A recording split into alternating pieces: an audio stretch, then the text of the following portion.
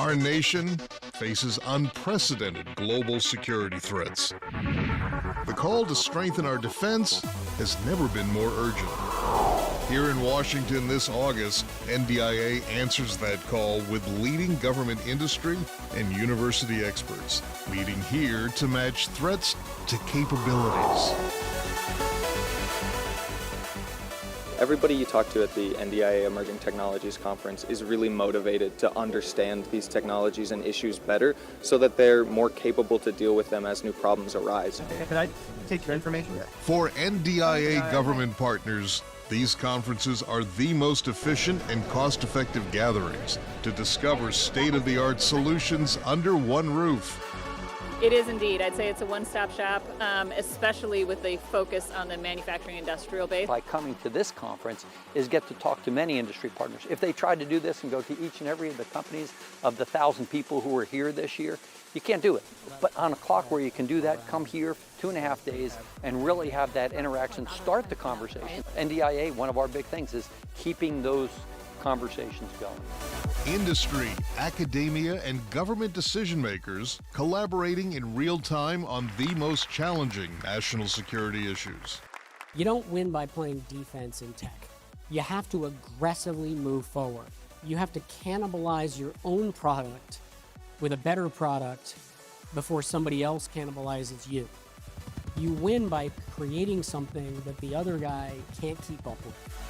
The Engineering Research and Development Center says the NDIA Expo member connections help everyone advance their technology. It allows them to see things that maybe they didn't know was out there. Then it also gives me the opportunity to talk about, well, there's 6 other laboratories that we have. We're excited to be here. It's a great way to connect with people that we haven't connected to before. This is a great example of when you can bring kind of all 3 parties together. Decision makers, innovators, researchers, one-on-one breakout sessions. It was more than 200 projects. All under one roof. Unclassified to secret to top secret. The nation's premier military and technology leaders collaborate to bring lethality, readiness, and overmatch capabilities to our warfighters and the civilians who support them. So you'll see that cool university working on the latest quantum computing.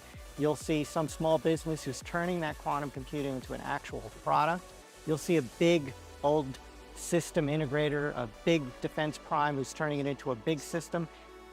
Join us at the NDIA Emerging Technologies for Defense Conference and Exhibition, August 27 to 29 in Washington, D.C. to be part of the mission-critical, legal, ethical, and efficient dialogue that will shape our nation's security future. Visit ndiatechexpo.org to learn more.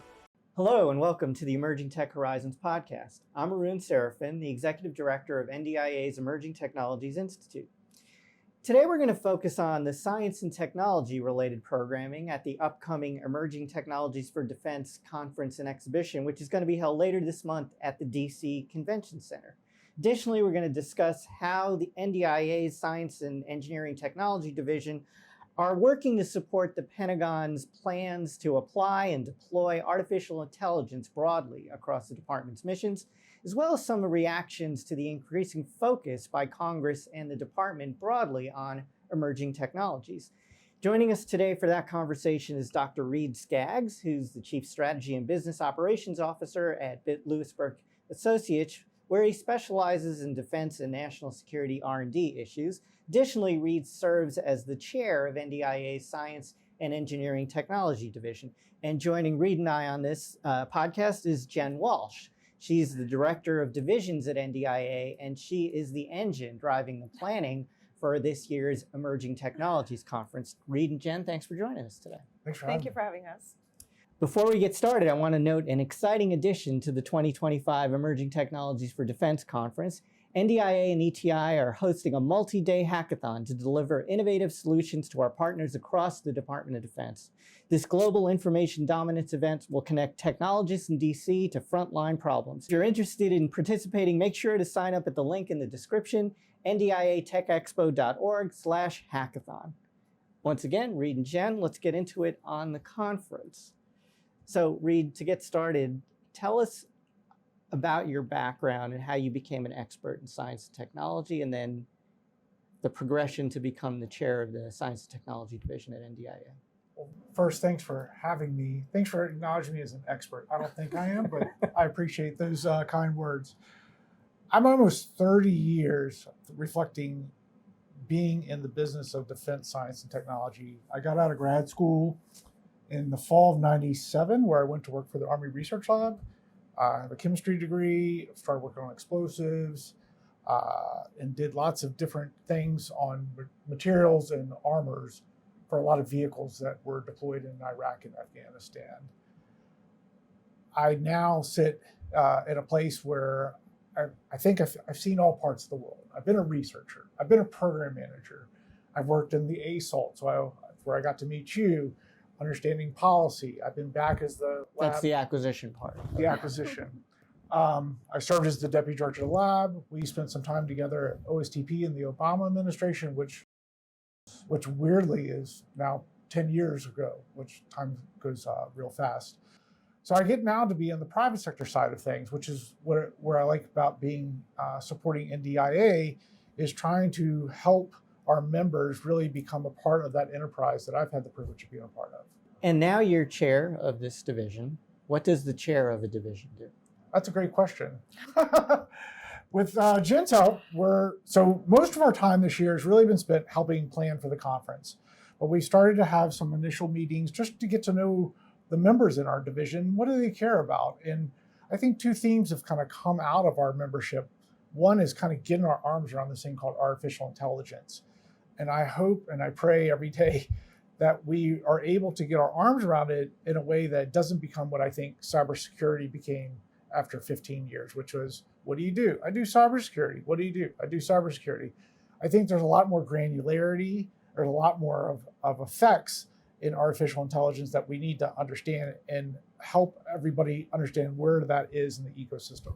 So Jen, the S&T Division is just one of our many divisions at NDIA, and you're the director of division. So give us a broad overview. What are the divisions about? What are their main focuses? What kind of areas do they cover? So we have 28 divisions, S&T being one of them. We have also electronics, we have data analytics, and a variety of them. They're all volunteers. All of our leadership has volunteered to be either the chair or the vice chair, and they are in their industry experts on what these divisions are a part of. We help inform industry and government on what is out there, what's the latest. We help inform policy, and it's just a great way of everyone connecting. So one example, right now, where the White House in the early part of the summer put out a request for information on the state of manufacturing and the defense industrial base. And I think this is one of the few forums where you can get industry, government, academia members all to talk in a coherent voice that makes sense. And I found it interesting that the divisions have different kinds of events and products they produce. Some divisions do a single large conference per year. Some do periodic meetings, quarterly, semi-annually, some of them monthly, and some of them produce white papers and reports. And it's really up to the group who forms the division, the leadership that volunteers to take control of the division, as to what they're trying to produce and what style of events they're going to have. And Jen, you and the rest of the division staff at NDIA helps coordinate that, so Reed doesn't end up having to do a lot of this logistics kind of work and coordination kind of work, because you and your staff can handle that. Yes, and our main job is to support them, to be there to help them put the meetings together, the conferences, make sure that when they write the white paper, our strategy and policy team gets a chance to look at it, make sure that it aligns with what NDIA is supporting as well as a company or as an association. So it's very important that all of us work together, and that's what we do. NDIA works with its volunteers and the division leadership to bring together those events, to bring together those white papers, to get them published. It's a community more than anything. and read Science and Technology Division, actually formerly Science and Engineering Technology Division. Science and technology is incredibly broad, and you mentioned a couple of areas that you're working on, but the Science and Technology Division is a place where if you're interested in basic research, you're welcome. So if you're with the university, if you're a small business and you do things like subcontract on S&T projects or participate in SBIR, you're welcome.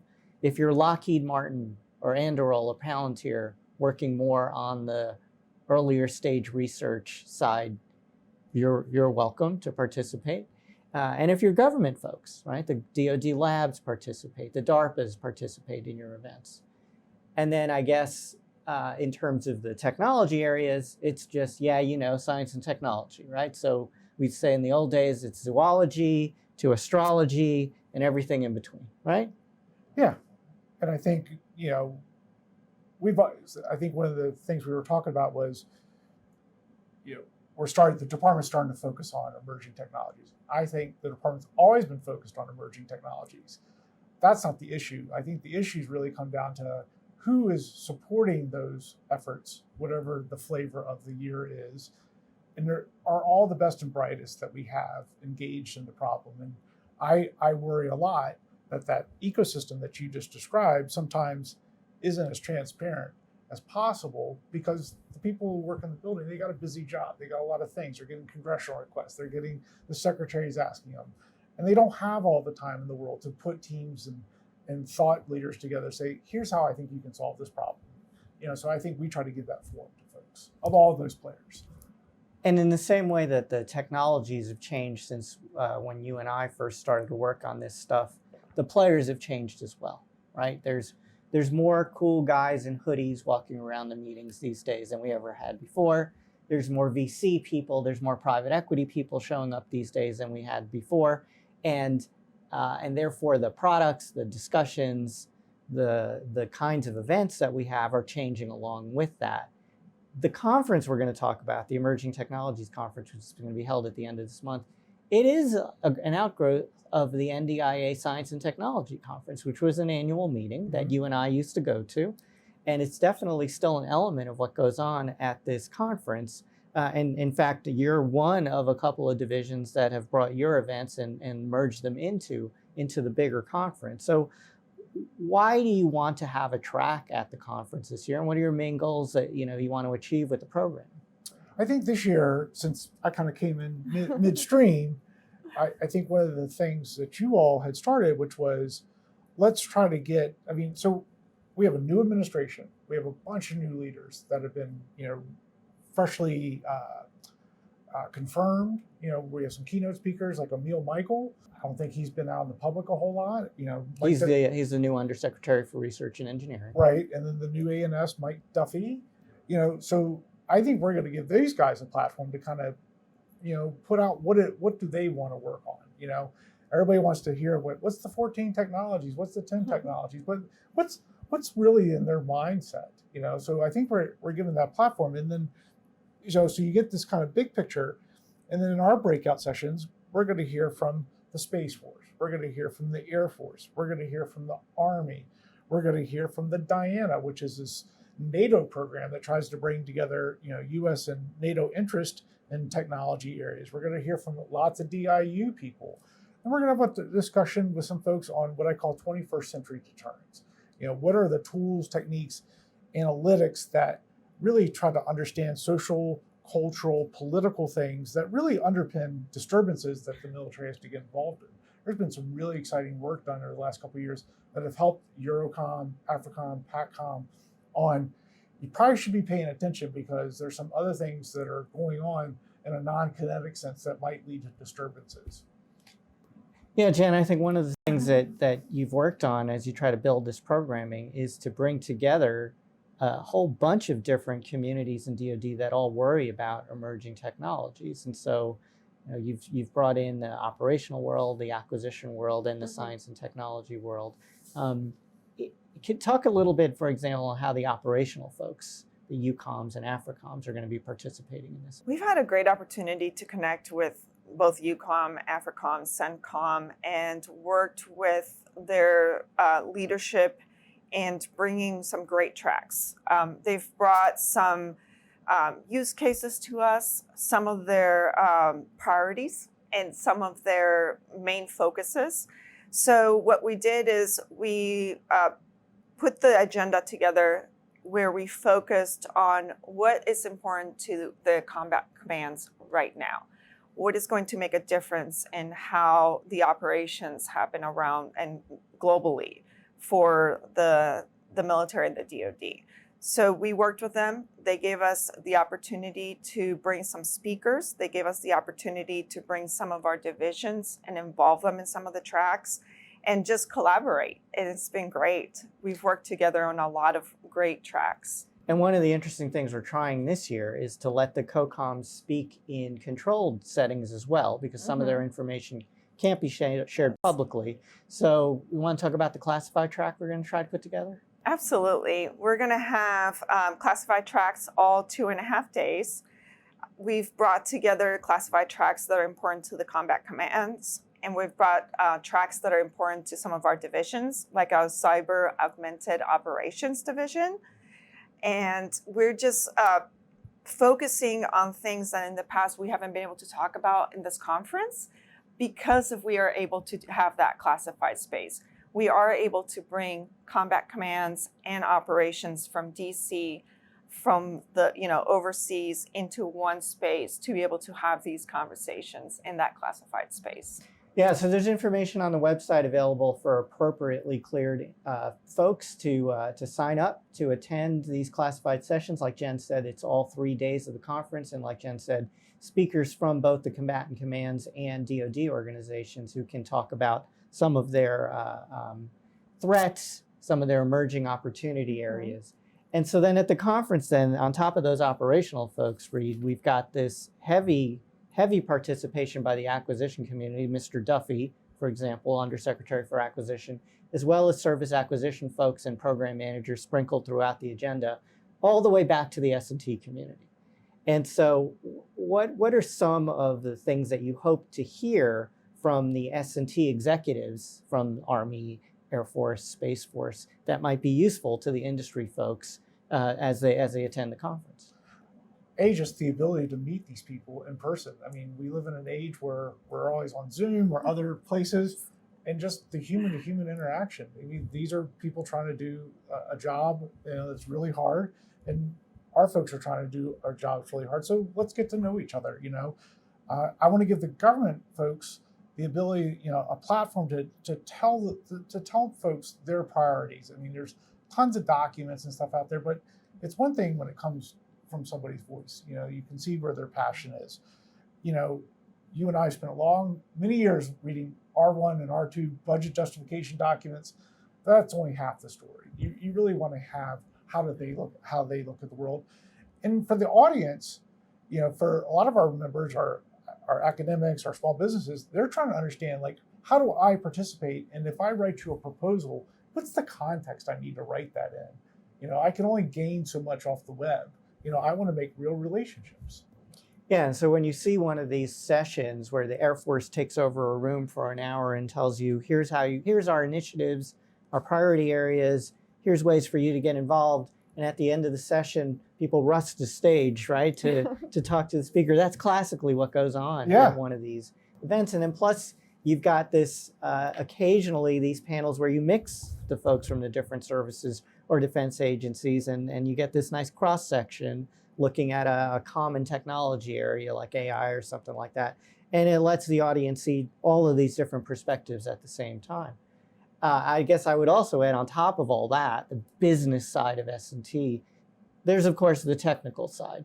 And so there's at least 2 rooms that are going to be running constantly for 2.5 days where you get real deep dive technical presentations, shorter 15-minute presentations, but this is where you see government folks, industry folks, academics showing off what they're accomplishing, and we call that the abstract rooms.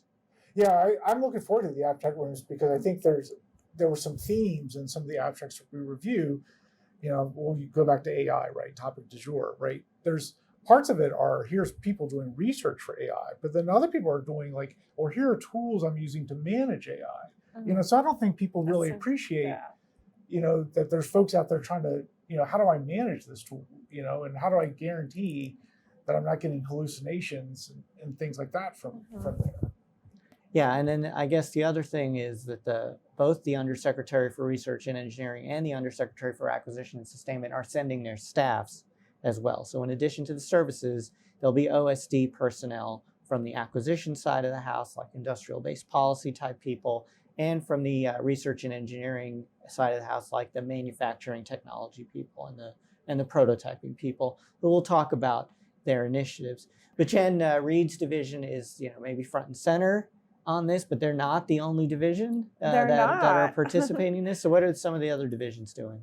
This year is very exciting. We have quite a few divisions that have track sessions. We have the electronics division, systems engineering and manufacturing are doing cross collaboration, which is great. How the Pentagon's trying to digitally transform itself. Yes, which I think it's very important right now. It's a very important subject. We have data analytics and enterprise platform doing quite a few tracks that are very interesting, and they've gone quite a few different ways. They've gone everywhere from let's talk to the CEOs doing the work, to let's talk to the government CDAOs, to putting things together like the demos and other tracks. We also have the cyber augmented operations division this year, which I think has really dug into what is cyber doing and what is it going to look like coming up, because so many things are changing in cyber right now. Yeah, and their focus is not so much CMMC, sort of compliance with cybersecurity regulations. It's really interesting. It's really the tactical use of cybersecurity. There's even going to be a session on offensive AI, which is going to be really interesting. I think AI is a theme this year for a lot of different divisions. And I think that's great because you get to look at it from different views and from the different perspectives of the different divisions. But I definitely think AI is going to be a theme that's going to be very prominent in our conference. Some of the other divisions are the international division. It happens that on Wednesday, we're sort of going to have an international day, a NATO-related day. So some of our classifieds are going to be NATO releasable. We're going to have the international division that's going to have a session. If you're going to the conference, you can attend the international reception. But if you also wanted to come afterwards, we do have where you can register for that as well at the end of the day. So our theme on Wednesday, August 27th, is going to be an international day. We want to make sure that everybody feels included. So from our tracks to our divisions to our reception, there's going to be that theme. Yeah, and the international theme sprinkles throughout the rest of the event as well. For example, on the Wednesday you're talking about, one of the speakers will be Admiral Pierre Vandier, who's the Supreme Allied Commander for Transformation, and you think he's one of the last speakers on Wednesday leading up to that reception you were talking about. But the very next morning, the EUCOM Commander, General Alex Grynkewich, the new EUCOM Commander, will be speaking by VTC from Germany to talk about what's happening, current events, and how new technologies are shaping that as well. And then throughout the floor, you'll find lots of participants, and it's been growing over the last 2 years, from our allied partner nations, both talking about what they're working on. There's lots of little speakers here and there, as well as listening and being open to discussions with our NDIA members on how to work together to develop this sort of coalition technology and industrial base. And I guess in your division as well, you're open to this kind of international. Yeah, absolutely. And I think what you're seeing is with the administration getting the NATO countries more engaged from a financial standpoint, some of these countries really now are looking to build collaborations with U.S. researchers and industry to kind of jumpstart things that they need. So let's use like munitions. Lots of countries can't produce munitions, including ourselves at a high capacity. So how do we change that paradigm, through what we're going to make investments here, but also what they want to do in those countries and take advantage of some advanced manufacturing. So there's a lot going on at the conference that everyone should get excited about. But wait, there's more, right, Jen? The exhibit floor is going to have all kinds of things going on. Talk about what all the various things people can see on the exhibit floor. We're going to have a lot of our sponsors. We're going to have a lot of our members exhibiting. We're also going to have the hackathon next to the main stage that is going to be there. And then lastly, we're going to have a demo from one of our hackathon teams in which they're going to be flying drones in 2 different locations in Virginia, and then streaming that footage into the exhibit room and the demo area. We're also going to have different robotics that are going to be demoing. So it's going to be very exciting. We're going to have quite a bit to look at. So make sure that you visit the exhibit floor. I think it'll be fun. Yeah, and so it's on the convention center, big exhibit floor, all of that going on, as well as the technical poster presentations going on, plus the networking receptions on Wednesday and Thursday. And then, of course, the big keynote stage where you'll see people like Undersecretary Michael and Duffey, as well as senior leaders from industry. We've got a couple of CEOs that are signing up to speak on that big stage to talk about the new face of the defense industrial base. So we're going to see representation from places like SAIC and Palantir, and we'll get into that more on a future podcast. So Reed, thanks for all your help in putting together all of that conference stuff, and whatever we're paying you, we'll double it for sure. But it's not the only thing that you guys are working on in the division, right? So as we're seeing all the changes you mentioned in science and technology at the Department of Defense, especially around artificial intelligence, what are you guys doing in the division to help focus on these AI transformation efforts? Yeah, we're getting organized, I guess, like I started earlier. And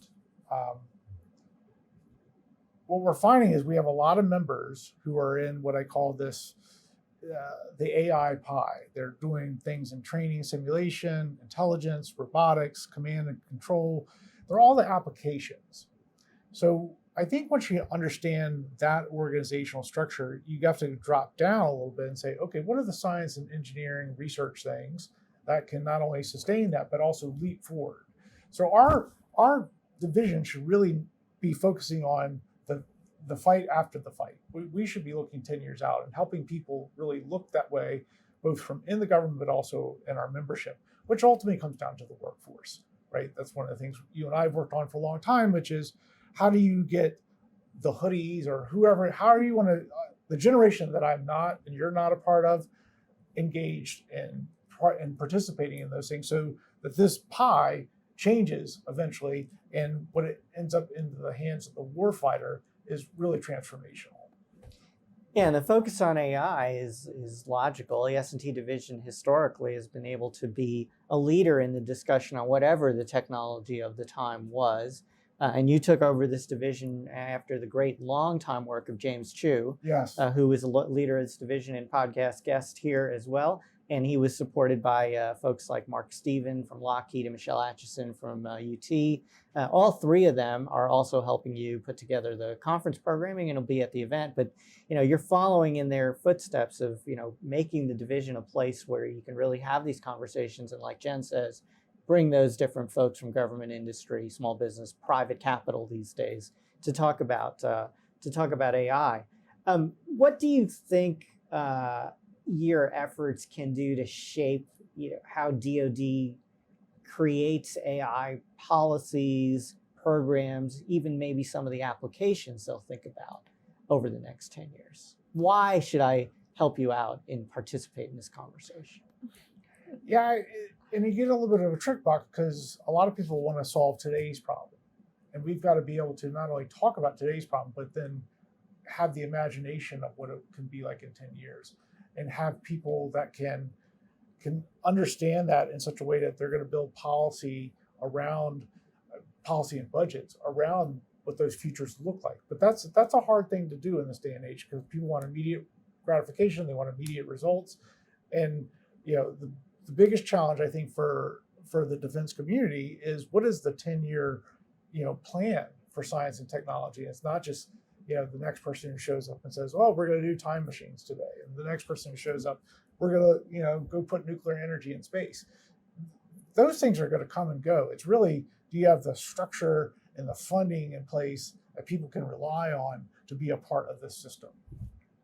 And Jen, all the divisions kind of have that sort of theme in there. And the interesting thing is that this administration, from Secretary Hegseth through Secretary Duffey and Secretary Michael, have said repeatedly what we need to be doing is engaging with industry and understanding what's capable to be produced by industry, where they see innovation going, so that we can make the force more lethal, more responsive, and deliver things. So I guess, correct me if I'm wrong, you're seeing that kind of engagement with DOD on these kinds of issues across the divisions.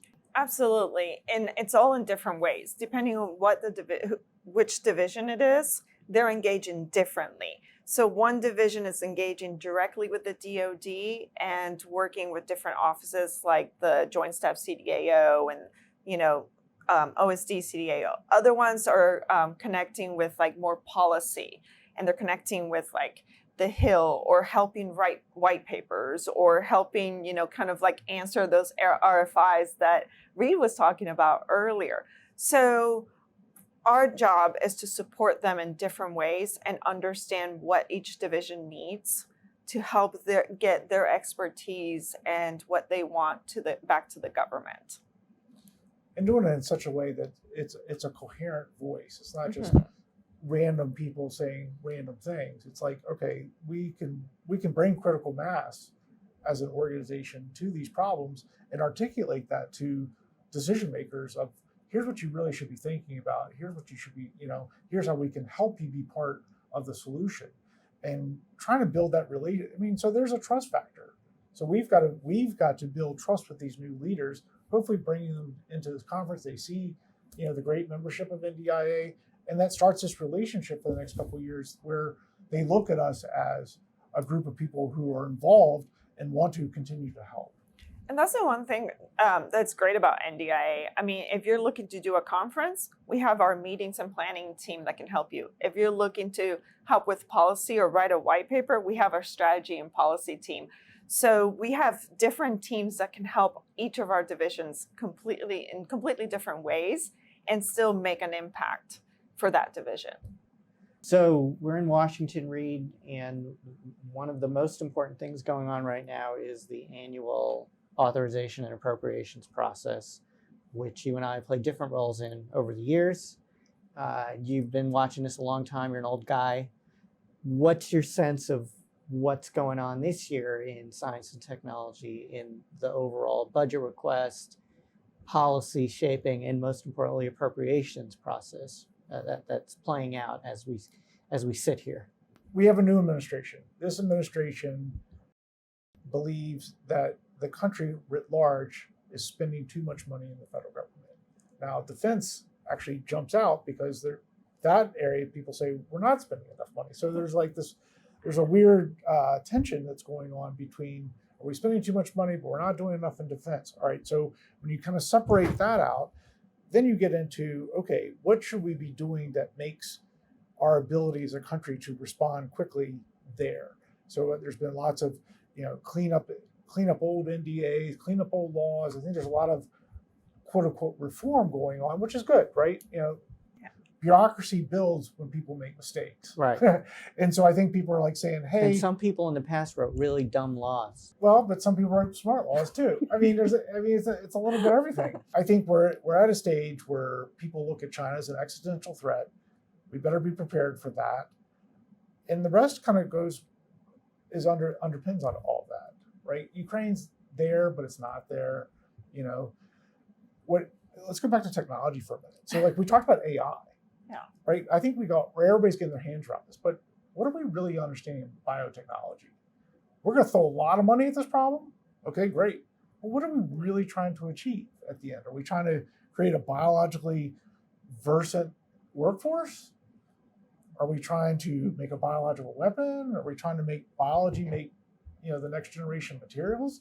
That to me, that if our division could work on that problem eventually, that would be great, because I don't see the killer app that you get out of AI. It's like, oh, I can shoot faster, I can make decisions faster, I can augment, being a dumb guy, I can make myself a little bit smarter. And that reminds me that just after the conference, we're going to be doing a special set of podcasts on biotechnology hosted by Dr. Liz Specht, who's a fellow here at the Emerging Technologies Institute, a series asking some of those questions. What's the future of emerging biotechnologies and how does it interact with national defense? But so back to policy. So that's where I think the Hill and the building get a little bit, it's hard for them to see that far out in the future without people showing them and demonstrating to them in some way, if you make this investment, this is what's going to come. And because they got to worry about the near term problems. So I think basically we'd say money is up. Yeah. The top line is up. Well, the administration makes it flat. The Congress is going to say, I don't think you're adding enough to it. We're going to make it a little bit bigger. I mean, we have $150 billion coming from this reconciliation bill on top of the budget. So we're going to get to almost $1 trillion. So there's money that's going to be spent, and it's up to industry and academia and small businesses and the venture capital folks to help the department understand the best ways to spend that money, to get the lethal weapons, to get the defense systems that are shaped and built on emerging technologies there as quickly and efficiently as possible.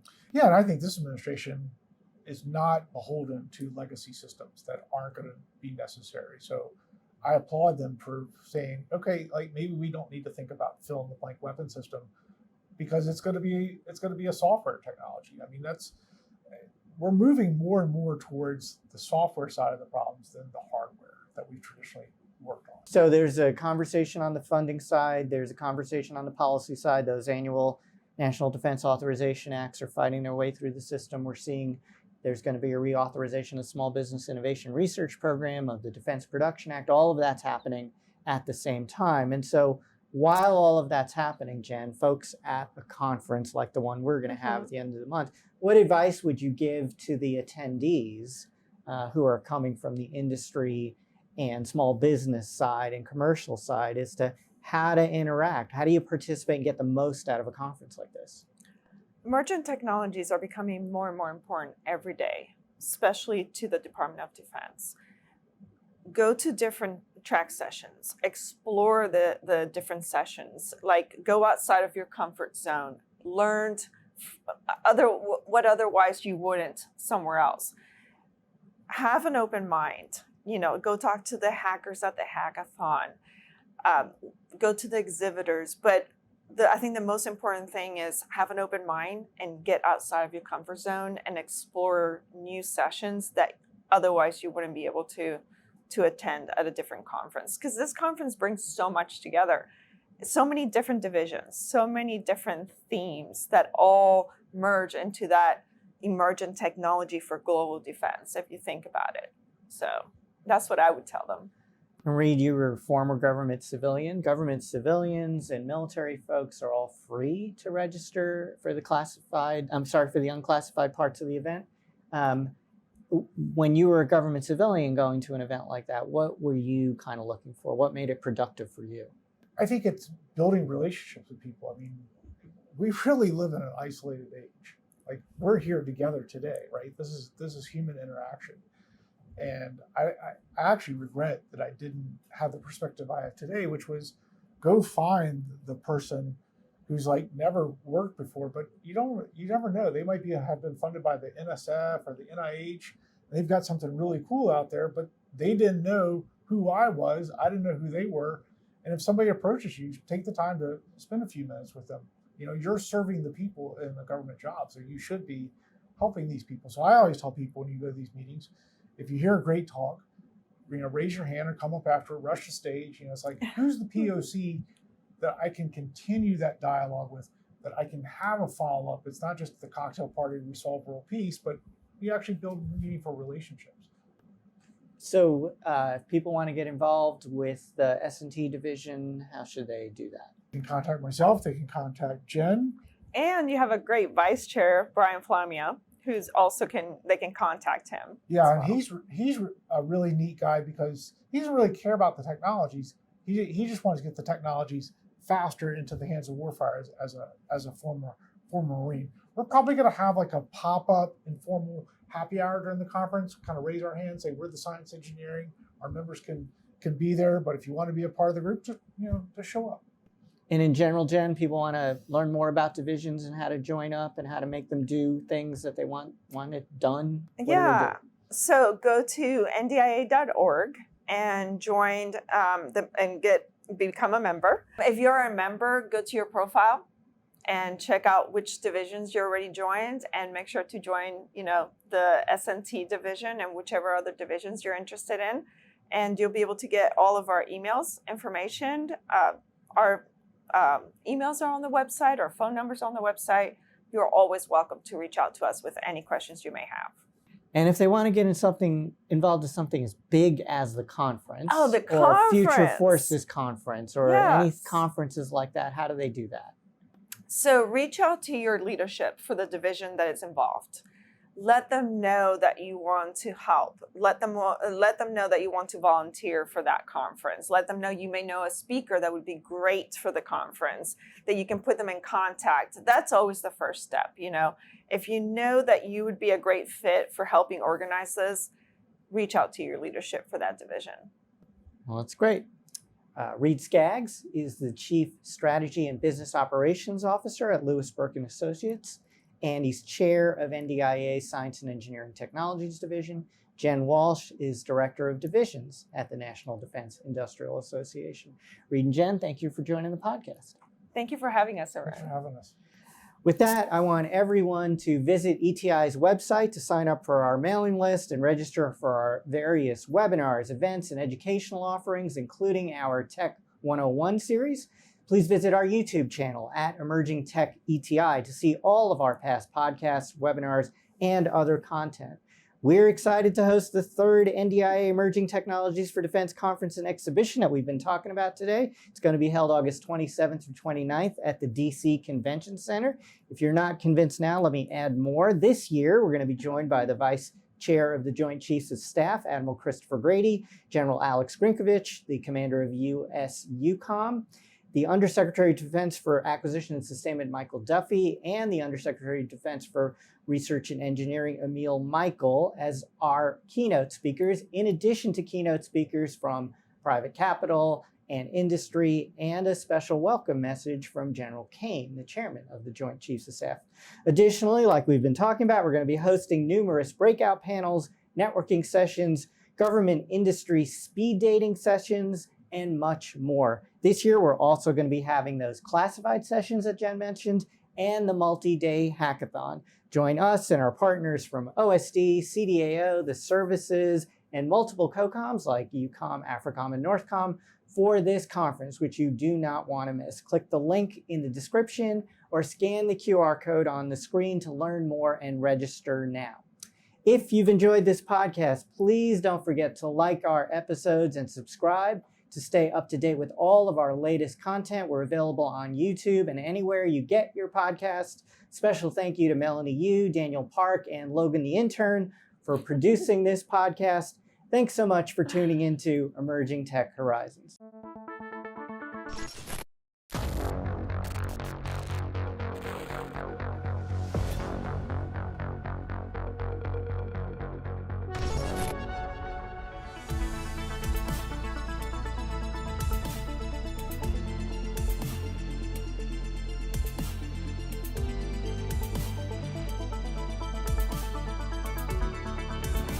NDIA's Emerging Technologies for Defense Conference and Exhibition is assembling innovators at the front lines of global defense.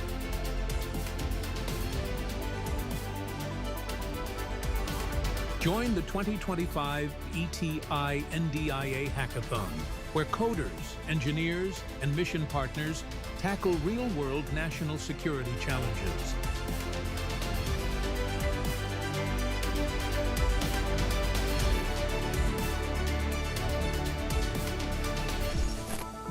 Only at the Emerging Technologies for Defense Conference and Exhibition, NDIA's premier innovation event.